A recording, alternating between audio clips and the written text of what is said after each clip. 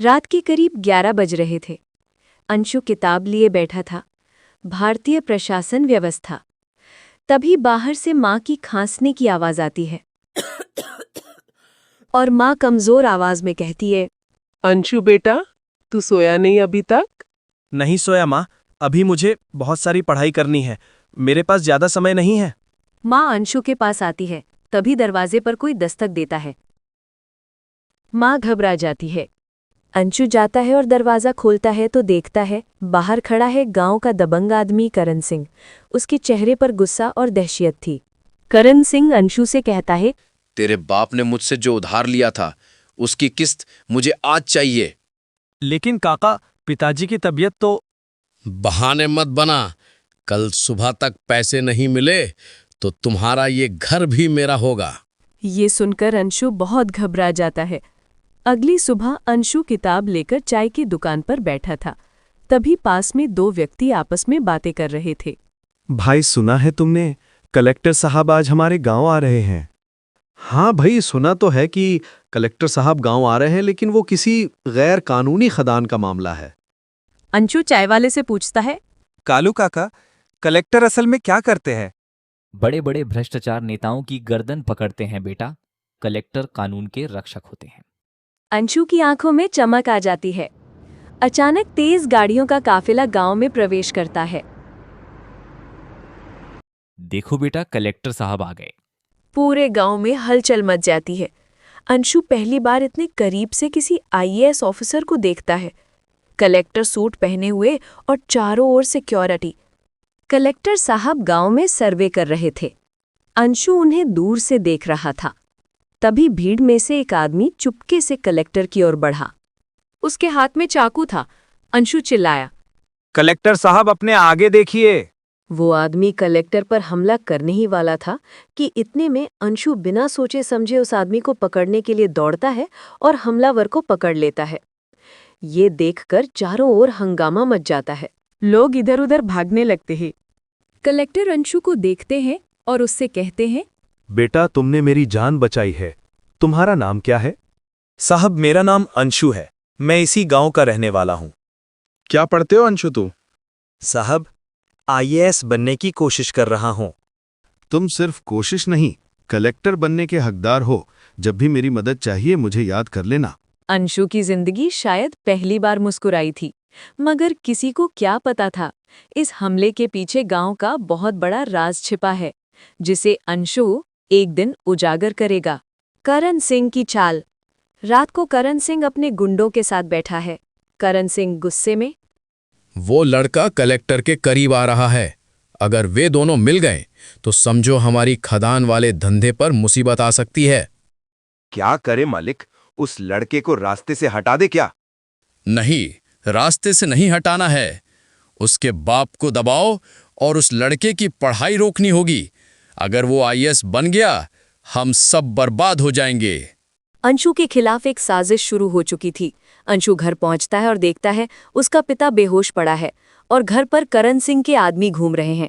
अंशु चिल्लाकर कहता है, तुम लोग कौन हो और यहाँ क्या कर रहे हो? तुमने मेरे पिताजी के साथ क्या किया है? गुंडा हंसकर कहता है, तेरे बाप की औकात याद दिला रहे हैं। अंशु पिता को उठाता है और उनसे पूछता है, पिताजी, ये किसने किया? बेटा, मैं तुम्हारे आगे हाथ जोड़ता हूँ, तुम इस खदान वाले मामले में मत पड़ो। ये लोग बहुत खराब है, ये किसी भी हद तक जा सकते हैं। सुन लिया तेरे बाप ने क्या कहा? अब हमारे रास्ते में मत आना, नहीं तो इसका अंजाम बहुत बुरा होगा। ये कहकर करण सिंह के आदमी वहां से चले जाते हैं। अंशु की आंखों में आग भर जाती है। अगले दिन अंशु कलेक्टर से मिलने जाता है। साहब, मेरे गांव में अवैध खदान चल रही है। गांव वाले किसी को ना बताएं, इसलिए गांव वालों को धमकाया जाता है। क्या अवैध खदान, और वो भी तुम्हारे गांव में? कौन चला रहा है इस खदान को? तुम्हें कुछ पता है इसके बारे में? हाँ साहब, इस खदान को करण सिंह चला रहा है, जिसने मेरे घर पर हमला करवाया था। क्या करण सिंह चला रहा है इस खदान को? शायद पहले भी आया होगा ये केस। तुम मेरे साथ आओ। अंशु और कलेक्टर दूसरे कमरे में जाते हैं फाइल को ढूंढने और वहां जाकर एक फाइल निकालते हैं। कलेक्टर फाइल को देखकर बोलते हैं, ये देखो, इस अवैध खदान का मामला पहले भी सामने आया था, लेकिन कोई सबूत नहीं मिले थे, इसलिए ये फाइल बंद कर दी गई थी। क्या तुम गवाही दोगे अंशु? साहब, मेरे पिताजी की हालत खराब है, लेकिन डरना मैंने अब छोड़ दिया है। मैं करण सिंह के खिलाफ गवाही दूंगा। वेरी गुड अंशु, तुम जैसे लड़के ही देश का भविष्य बदलेंगे। अब हम रात को खदान में छापा मारेंगे, तुम तैयार रहना। रात होते ही कलेक्टर और उसकी टीम खदान पर छापा मारती है। अंशु भी ये सब दूर से देख रहा था। जैसे ही कलेक्टर की टीम अंदर पहुंची तो देखकर दंग रह गए। खदान में कोई नहीं था, मशीन बंद पड़ी थी, सब हथियार गायब और सभी सबूतों को मिटा दिया गया था। ये देखकर कलेक्टर गुस्से में बोले, ये सब किसी ने इनको पहले ही बता दिया था, किसी ने सूचना लीक की है। तभी अंशु को एक आवाज सुनाई देती है। अंधेरे में कोई व्यक्ति बात कर रहा था। हाँ मालिक, छापा बेकार गया। आपकी जानकारी तो बिल्कुल सही निकली। अंशु उस आदमी को पहचान लेता है। वो कोई और नहीं बल्कि कलेक्टर ऑफिस का एक कर्मचारी था। अगले दिन फिर से कलेक्टर साहब सर्वे करने के लिए जा रहे थे। तभी अचानक रास्ते में एक गुंडा हथियार लेकर खड़ा था। गुंडा उनसे बोल रहा था, कलेक्टर, गाड़ी रोक। आज तेरा खेल खत्म। तू ज्यादा ही हमारे काम में टांग अड़ा रहा है। कलेक्टर साहब बिना रोके वहां से चले जाते हैं। वो चाय की टपरी पर जाकर खड़े होते हैं। तभी अंशुल उनसे मिलने आता है। अंशु, तुम ठीक तो हो? हाँ साहब, मैं तो ठीक हूँ, मगर आप ठीक नहीं लग रहे हो। हाँ अंशु, अभी मैं आ रहा था तो रास्ते में एक गुंडा खड़ा था। वो मुझे धमकी दे रहा था। मुझे लगता है साहब, ये आपको मारना चाहते हैं। लेकिन क्यों? इस खदान में ऐसा क्या राज छुपा है? साहब, इस खदान में सिर्फ पत्थर नहीं बल्कि कोई और रहस्य छुपा है। कलेक्टर अंशु की बात को गंभीरता से लेते हैं और ये बात कहकर अंशु घर चला जाता है। अंशु को रोज धमकियां मिलती, फिर भी वो रोज पढ़ता। अंशु की माँ उससे कहती है, बेटा अंशु, तू इतने संकटों में भी पढ़े जा रहा है। हाँ माँ, अगर मैं टूट गया तो ये लोग जीत जाएंगे। मैं ऐसा नहीं होने दूंगा। मैं कलेक्टर बनकर ही रहूंगा। इतना कहकर अंशु और उसकी माँ दोनों सो जाते हैं। एक बुजुर्ग मजदूर रात को अंशु के घर आता है। बुजुर्ग मजदूर दरवाजा ठोकता है। अंशु दरवाजा खोलने जाता है तो देखता है बाहर खड़ा है एक बुजुर्ग मजदूर, चेहरे पर डर। अंशु उसे घर में लाता है। अंशु बेटा, मुझे बचा लो, वह लोग मेरे पीछे पड़ गए हैं। कौन लोग काका? कौन पीछे पड़ गए? करण सिंह और उसके आदमी और एक सफेद गाड़ी वाला अफसर जिसका चेहरा मैंने ढका हुआ देखा। अंशु सफेद गाड़ी वाले अफसर का नाम सुनते ही चौंक जाता है। क्या? सफेद गाड़ी? कौन अफसर काका? क्या आप उसे जानते हो? नहीं बेटा, मैं उसे नहीं जानता, लेकिन वह कलेक्टर साहब से भी ऊपर के लोग हैं और पुलिस भी इसमें शामिल है। ये सुनकर अंशु दंग रह जाता है। क्या पुलिस भी शामिल है? फिर तो इसके बारे में कलेक्टर साहब से बात करनी होगी। अगली सुबह कलेक्टर साहब अपनी फाइल में डूबे हुए थे। तभी अंशु उनके ऑफिस में जाता है और कहता है, साहब नमस्ते, मुझे आपसे कुछ जरूरी बातें करनी है। क्या मैं कर सकता हूँ? हाँ कहो अंशु, क्या जरूरी बात है? साहब, खदान वाले मामले में बड़ा झोल है। कुछ बड़े अफसर और पुलिस भी इसमें शामिल हैं। कलेक्टर अंशु की बात सुनकर चौंक जाते हैं। क्या पुलिस भी इसमें शामिल है? क्या सबूत है तुम्हारे पास? अंशु बुजुर्ग मजदूर को बुलाता है। मजदूर कलेक्टर से कहता है, साहब नमस्ते। हाँ नमस्ते, बोलो, क्या जानते हो तुम उस खदान के बारे में? साहब, उस खदान के नीचे एक सुरंग है। वहां बच्चे और मजदूर गायब हो जाते हैं। करण सिंह तो सिर्फ एक मुखौटा है, असली मालिक कोई और है। कलेक्टर सुरंग की बात सुनकर हैरान हो जाते हैं। क्या कहा? एक सुरंग है? हाँ साहब, एक सुरंग है। वहां रात में बड़े बड़े कंटेनर आते हैं जिनमें कुछ ऐसी चीजें होती हैं जो हमने पहले कभी नहीं देखी। ये सुनकर कलेक्टर और अंशु एक दूसरे की आंखों में देखते हैं। ठीक है, तुम जाओ, आगे हम देख लेंगे। बुजुर्ग मजदूर वहां से चला जाता है। कलेक्टर और अंशु एक दूसरे कमरे में जाते हैं और कलेक्टर अंशु से कहते हैं, हम 3 दिन बाद एक गुप्त छापा मारेंगे, लेकिन ये बात किसी को भी पता नहीं चलनी चाहिए, यहाँ तक कि पुलिस को भी नहीं। लेकिन क्यों साहब? क्योंकि शायद पुलिस भी इस गैंग में शामिल हो गए। कलेक्टर अंशु को एक नक्शा दिखाते हैं और अंशु से कहते हैं, ये एक खदान का पुराना नक्शा है जहां मजदूरों ने सुरंग बनाई है। वहां एक भूमिगत रास्ता है।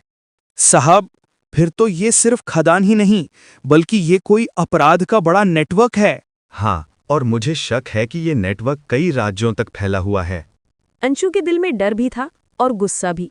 इधर कलेक्टर और अंशु छापा मारने का प्लान बना रहे हैं और उधर करण सिंह रात के अंधेरे में एक पुरानी हवेली में करण सिंह अपने लोगों के साथ मीटिंग कर रहा है। करण सिंह कहता है, वो लड़का अंशु अब बहुत आगे बढ़ रहा है। कलेक्टर साहब को भी उसी ने बचाया। उसका कुछ करना होगा। मालिक, उसे खत्म कर देते हैं। नहीं, अंशु को तो खत्म करना आसान है, पर असली दिक्कत कलेक्टर है। उसे हटाना जरूरी है। तभी अंधेरे से एक भारी आवाज आती है। कलेक्टर को हाथ लगाने की जरूरत नहीं। इस आवाज को सुनकर सभी घबरा जाते हैं। वहां एक आदमी आता है, महंगा सूट पहने हुए, आकर के खड़ा हो जाता है। करण सिंह कहता है, साहब, आप यहाँ कैसे? खदान का धंधा बहुत बड़ा है। अगर कलेक्टर या वह लड़का बीच में आए तो हम सब डूब जाएंगे और ऊपर के लोग नाराज हो जाएंगे।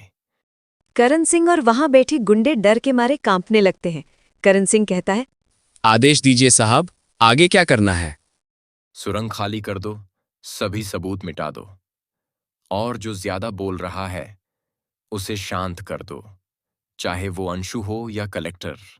कमरा सन्नाटे में डूब जाता है और इधर अंशु खतरों का सामना करके भी यूपीएससी कलेक्टर बनने की तैयारी कर रहा है। वो पढ़ाई कर रहा है। अंशु की माँ दाल गरम करके लाती है और अंशु से कहती है, बेटा अंशु, तू ये सब पढ़ ले, लेकिन खदान वाले झमेले से दूर रह। वो लोग बहुत खतरनाक है। माँ, अगर मैं ही डर गया तो गांव के लोग किससे उम्मीद करेंगे? ये सुनकर माँ की आंखों में आंसू आ जाते हैं। उसी रात घर के बाहर किसी के चलने की आवाज आती है। अंशु खिड़की से झांक कर देखता है तो 2 लोग घर के आसपास मंडरा रहे थे। उनमें से एक गुंडा कहता है, मलिक ने क्या कहा पता है ना? लड़का हाथ से निकलना नहीं चाहिए, उसे पहले ही खत्म करना है। ये सुनकर अंशु का दिल जोर से धड़कता है। अंशु रात में दवाई लेने निकलता है। गली बहुत सुनसान थी। अचानक 2 मोटरसाइकिल वाले गुंडे उसके सामने आ जाते हैं और बोलते हैं, तुझे पहले भी समझाया था ना कि इस मामले में मत पड़। तुझे समझ में नहीं आ रहा है? अपनी जान प्यारी है कि नहीं तुझे? हाँ, नहीं आ रहा है मुझे समझ में। क्या कर लोगे तुम मेरा? अब तो मैं तुम्हारी खदान का राज जानकर ही रहूंगा और इसे सभी के सामने उजागर करूंगा। बहुत हीरोगिरी दिखा रहा है। आज तो तुझे खत्म ही करेंगे। अचानक अंशु के पीछे से कलेक्टर साहब की गाड़ी आती है और ये देखकर गुंडे वहां से भाग जाते हैं। कलेक्टर साहब अंशु से कहते हैं, अंशु, तुम ठीक तो हो? हाँ साहब, मैं तो ठीक हूँ, लेकिन आप नहीं आते तो ये गुंडे आज ठीक नहीं रहते। नहीं अंशु, हम कानून को अपने हाथ में नहीं ले सकते। तुम आगे से चौकन्ना रहना, ये गुंडे कुछ भी कर सकते हैं। ठीक है साहब। 3 दिन बाद अंशु और कलेक्टर के भरोसेमंद आदमी खदान में गुप्त छापा मारते हैं। वह खदान में पहुंचते हैं। तभी उन्हें पीछे से आवाज आती है, वापस लौट जाओ वरना सब मारे जाओगे। सभी लोग पीछे मुड़कर देखते हैं। ये वही ऑफिस का कर्मचारी था जो करप्शन में शामिल था। यहाँ ऊपर के लोग काम करते हैं। तुम लोग नहीं जानते किससे पंगा ले रहे हो। तुम्हारे कलेक्टर साहब भी कुछ नहीं कर पाएंगे। चुपचाप यहाँ से निकल जाओ। अंशु आगे बढ़कर गुस्से में कहता है, कौन है वो ऊपर वाले? उनका नाम तो बताओ। कर्मचारी हंसता है और बोलता है, नाम जानकर क्या करोगे? यह खेल इतनी ऊंचाई पर चलता है जहां पहुंचने में तुम्हें 7 जन्म लग जाएंगे। अंशु के साथ क्या होता है, आगे की कहानी जानने के लिए चैनल को सब्सक्राइब करें और कमेंट करें पार्ट 2।